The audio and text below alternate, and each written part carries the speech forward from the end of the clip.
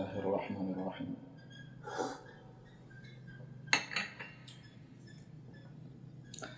الحمد لله رب العالمين، والصلاة والسلام على أشرف الأنبياء والمرسلين نبينا محمد وعلى آله وصحبه أجمعين. أما بعد،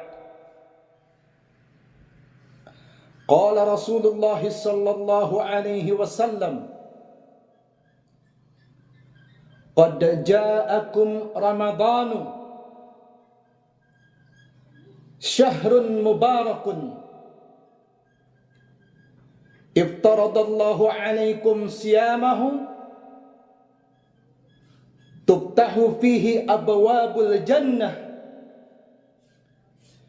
وتغلق فيه أبواب الجحيم وتغل فيه الشياطين،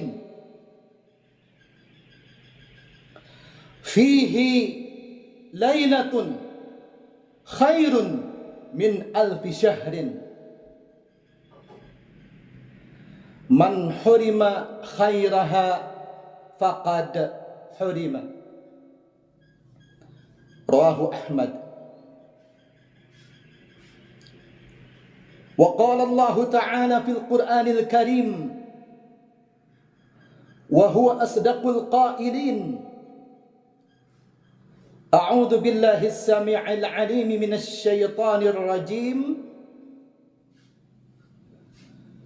يا أيها الذين آمنوا كتب عليكم الصيام كما كتب على الذين من قبلكم لعلكم تتقون. وقال تعالى: شهر رمضان الذي أنزل فيه القرآن هدى للناس وبينات من الهدى والفرقان، فمن شهد منكم الشهر فليصم. الآية. وقال تعالى: بسم الله الرحمن الرحيم، إنا أنزلناه في ليلة القدر، وما أدراك ما ليلة القدر، ليلة القدر خير من 1000 شهر، تنزل الملائكة والروح فيها بإذن ربهم من كل أمر، سلام هي حتى مطلع الفجر. وقال تعالى: واعتصموا بحبل الله جميعا ولا تفرقوا، واذكروا نعمة الله عليكم إذ كنتم أعداء فألف بين قلوبكم فأصبحتم بنعمته إخوانا. وقال تعالى: إنما المؤمنون إخوة فأصلحوا بين أخويكم. وقال تعالى: وسارعوا إلى مغفرة من ربكم وجنة أرضها السماوات والأرض أعدت للمتقين.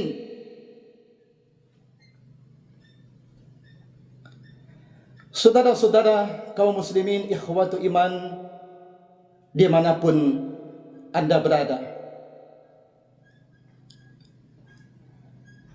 di dalam salah satu ayat dalam Al-Quran disebutkan, fa aina tadhhabun,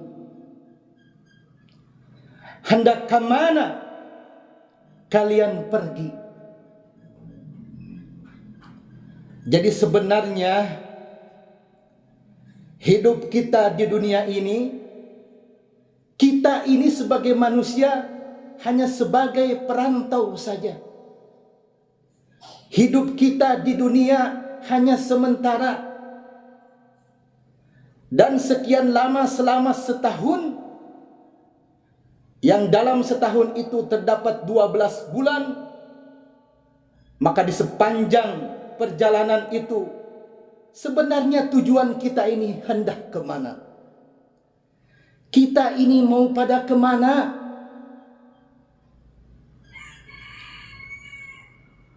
Dalam setahun terdapat 12 bulan, di mana yang 11 bulan kita selalu disibukkan oleh aktivitas dan pekerjaan keseharian.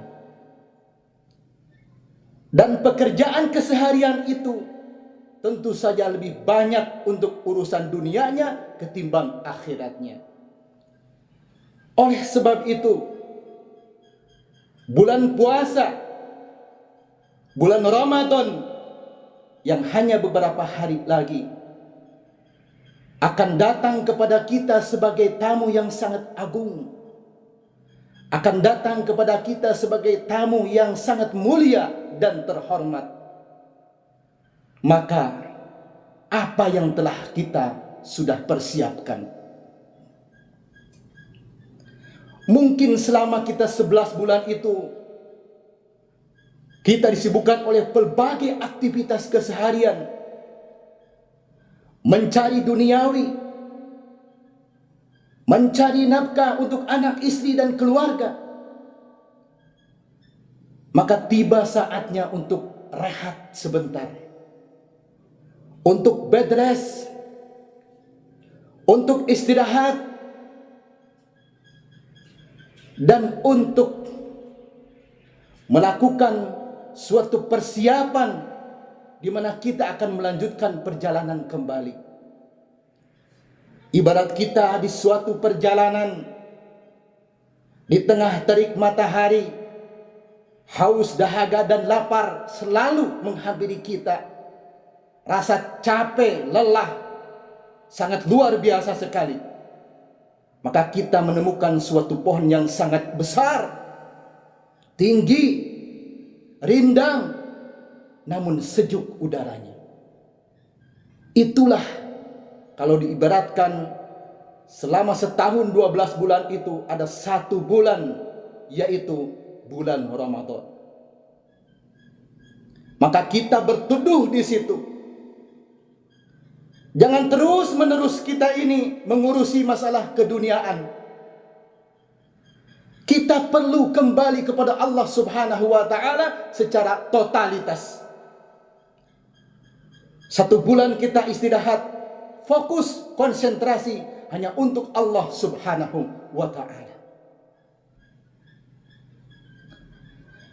Bulan Ramadan beberapa hari lagi akan menghampiri kita. Sekali lagi, fa aina tadhabun? Hendak kemana kita pergi? Kita istirahat sebentar, kemudian kita akan melanjutkan perjalanan kemana? Maka kalau kita analogikan bahwa untuk menjemput seseorang yang dianggap oleh kita sebagai tamu terhormat, tamu agung, dan kita harus memuliakan tamu agung itu, misalnya Presiden Republik Indonesia. Ketika presiden itu hendak ke salah satu istana, misalnya Istana Cipanas, itu persiapannya mungkin bagaimana? Dari sejak Jakarta, kemudian melewati Bogor, lalu tiba akhirnya di Cipanas, di istana. Itu segala persiapan pasti akan dipersiapkan secara matang. Seluruh aparatur negara yang terkait dengan daerah yang akan dikunjunginya disterilkan. Ya. Kemudian jalan-jalan lalu lintas kita tahu untuk sementara di stop dulu. Kenapa? Karena akan ada yang lewat, suatu tamu yang sangat agung, suatu tamu yang sangat mulia, dan suatu tamu yang sangat terhormat. Maka sebagai masyarakat, kita direlakan terlebih dahulu untuk berhenti sejenak, agar tamu agung, tamu terhormat, dan tamu yang mulia itu supaya bisa melewati jalan-jalan itu dengan lancar tanpa hambatan. Maka demikian pula di bulan Ramadan, Allah jadikan sebagai bulan suci itu, kira-kira apa sebab dan alasannya? Mengapa? Karena bulan puasa ini, bulan Ramadan ini, suatu bulan yang sangat agung, suatu bulan yang sangat terhormat, suatu bulan yang sangat mulia oleh Allah Subhanahu wa Ta'ala, dipersiapkan. Bukan saja hanya malaikat Jibril, tapi seluruh malaikat dikerahkan untuk mengamankan bulan suci Ramadan. Kalau di bulan-bulan biasa mungkin, sebagaimana kita dapatkan dalam suatu hadis, bahwa di setiap sepertiga malam Allah turun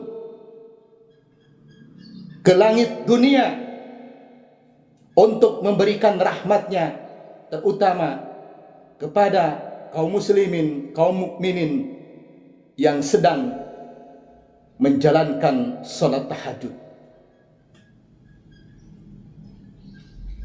Itu di setiap malam, hanya di sepertiga malam saja. Tapi kalau di bulan puasa, seluruh malaikat dikerahkan, dipersiapkan untuk apa?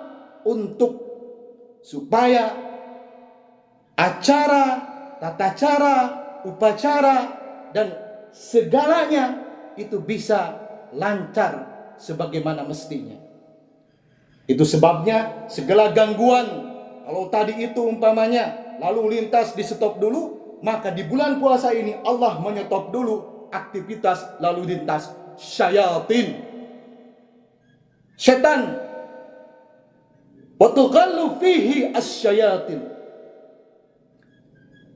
Segala macam yang akan menimbulkan suatu gangguan, kamtibmas, lalu lintas bulan puasa itu di stop dulu.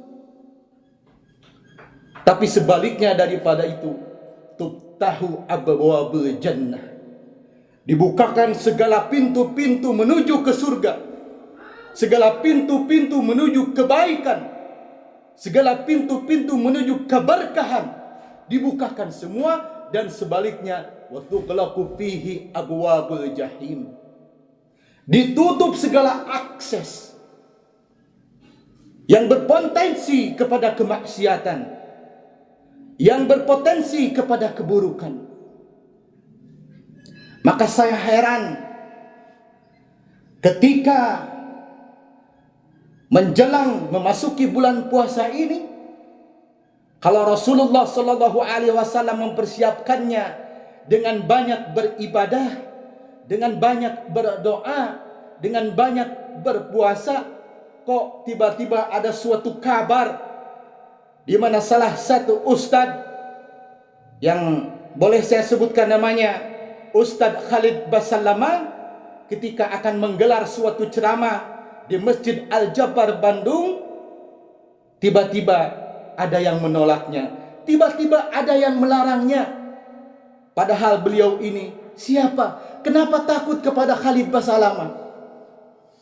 Padahal beliau ini mungkin akan memberikan suatu tausiah, nasihat, bekal ilmu untuk menjalankan puasa agar berjalan dengan sebaik-baiknya.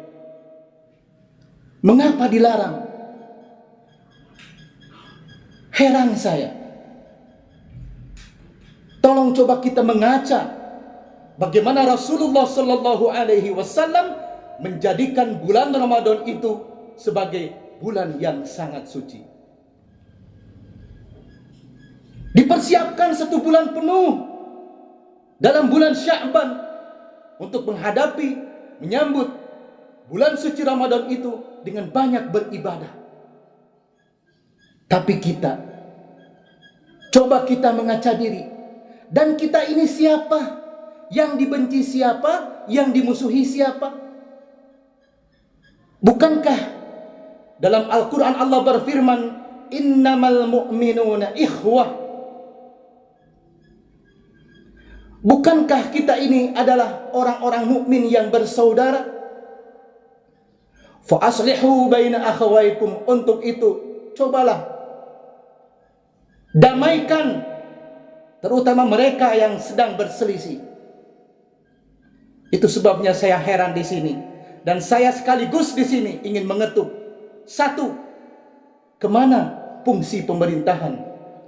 Kemana penyelenggaraan pemerintahan ketika kaum muslimin ada dalam jurang perpecahan, permusuhan, bahkan tawuran? Tawuran menjelang bulan suci Ramadan itu tidak sopan.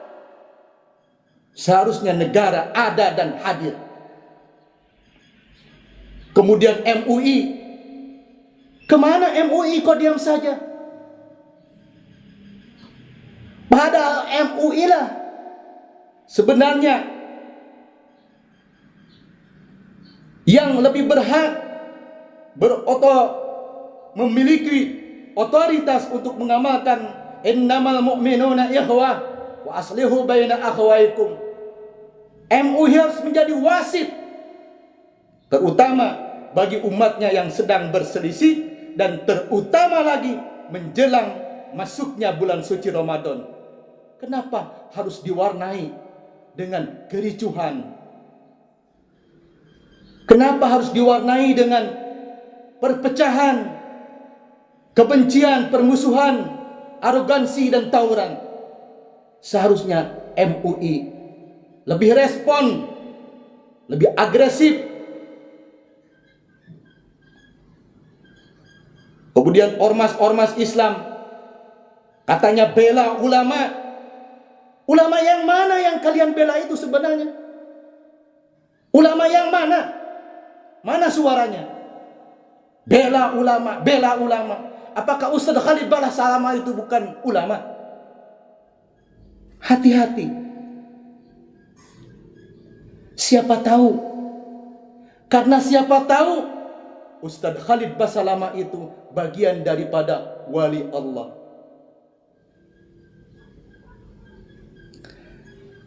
Astagfirullahaladzim.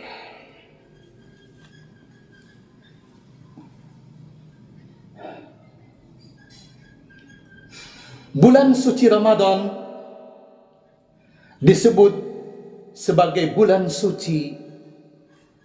Itu tadi telah saya sampaikan melalui hadis Rasulullah Sallallahu Alaihi Wasallam riwayat Abu Daud. Pertama, bulan Ramadan disebut sebagai bulan suci karena pada bulan itu banyaknya keberkahan. Syahrun mubarakun. Apa keberkahan itu? Keberkahan itu ziyadatul khair, di mana kebaikan itu terus ditambah dan dilipat gandakan. Yang biasanya sholat sunat diberikan pahala sunnah, ditambahkan oleh Allah ziyadatul khair, diberikan pahala wajib. 1 huruf membaca Al-Quran dilipat gandakan menjadi 10. Itulah kebaikan-kebaikan di bulan Ramadan yang seharusnya kita sambut, kita jamu bulan suci Ramadan itu dengan segala persiapan yang berbentuk kemaslahatan dan ibadah, bukan dengan tawuran.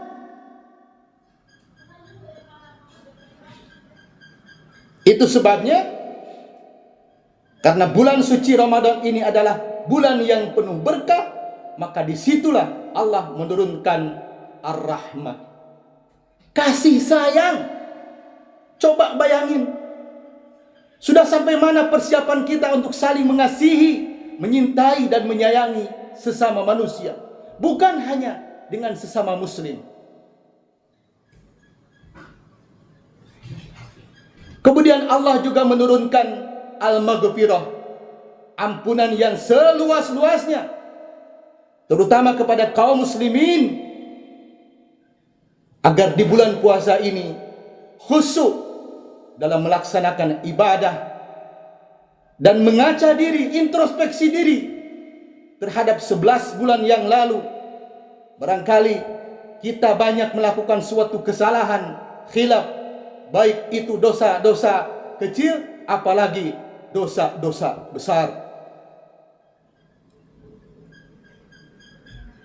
Bulan Ramadan disebut sebagai bulan suci Ramadan karena pada bulan itu diturunkannya Al-Quran. Itu sebabnya bulan Ramadan disebut sebagai bulan berkah, bulan rahmah, bulan maghfirah, tapi juga disebut sebagai bulan Al-Quran, bulan tadarrus. Syahrul Ramadan alladzi unzila fihi al-Quran, bulan suci Ramadan itu adalah bulan diturunkannya Al-Quran, hudan linnas, petunjuk bagi seluruh manusia, baik muslim maupun non muslim, wa bayyinatin minal huda wal furqan, dan beberapa penjelasan sebagai petunjuk Al-Furqan, wal furqan, dan pembeda antara yang hak dan yang batil. Dengan Al-Quran itu supaya kita tahu mana yang hak dan mana yang batil. Itu sebabnya bulan Ramadan disebut sebagai bulan suci, karena pada bulan itu diturunkannya kitab suci Al-Quran. Kemudian bulan Ramadan disebut sebagai bulan suci itu karena pada bulan itu ada satu malam yang lebih baik dari 1000 bulan. Fihi lailatun khairun min alfi syahrin.